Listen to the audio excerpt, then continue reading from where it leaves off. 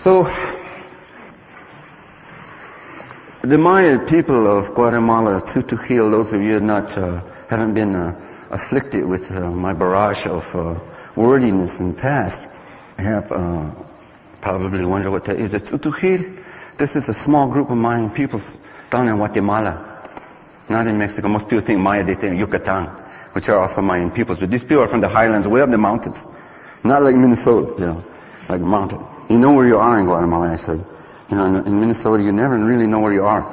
Well, I never know where I am until you come and tell me. And so I know I'm in Minneapolis at the moment. It's because somebody here told me that, and I'm believing you.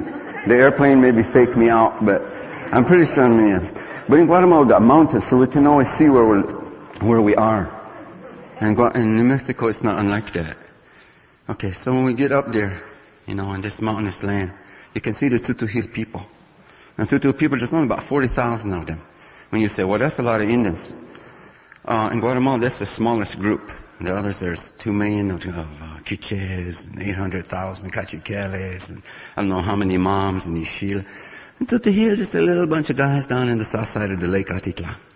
So all these prayers that you're hearing are a sacred version of their language. And they have, as we spoke last time I was here, we have man language and we have woman language. Men and women have different language use. And then we have sacred talk, and then we have this prayer talk. So we have sacred oratory. And that's what we're going to talk about tonight. Hopefully we can get to this, is the idea of grief and praise. The reason I want to talk about it is normally I wouldn't, in a village, we wouldn't stand up and talk about grief and praise, being one and the same thing to us. But I was noticing something the other day. And I work with a lot of people. A lot of people work with me, and we come together to be together.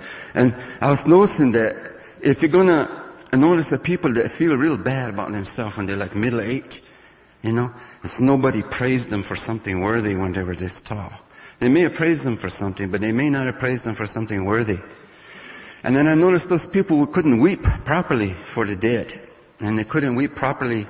And when I say properly, I'm not talking about right and wrong here. I'm talking, when I say properly, like really know how to do it, where you look bad when you're done. When your hair is missing and your clothes are ripped and you're down in the street. And I thought, why is this? Why is this? Because I noticed the people that couldn't grieve couldn't praise. Or if they did, it was very hard for them. And it wasn't their fault.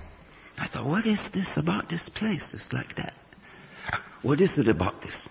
And so I realized this thing is that when we speak of Maya, did you hear the prayer I just made? This is an ordinary prayer. Do you hear the grief in that? Right away I bring tear to my eye. It's not an act. It's not theatrics. It's right away. Because your mortality is in your face every time you praise, realistically.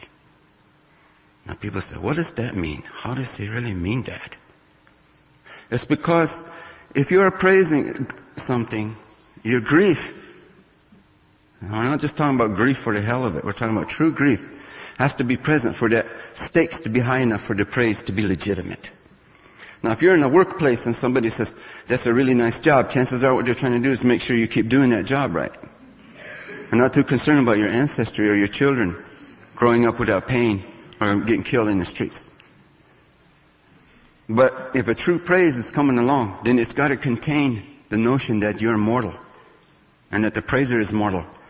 And that the beauty is that this moment we're all together at this place to be together. And there's a grief in that makes the magic of the praise very real, because the stakes are extremely high.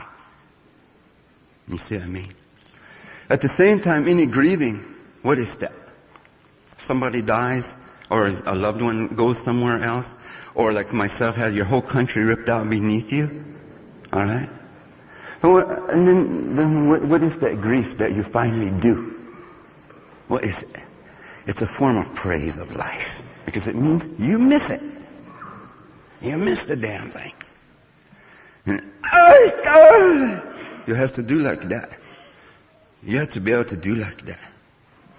Because otherwise it means you don't love the thing you lost. What use is it? You gotta love the thing you lost. Just like you gotta love the thing you got.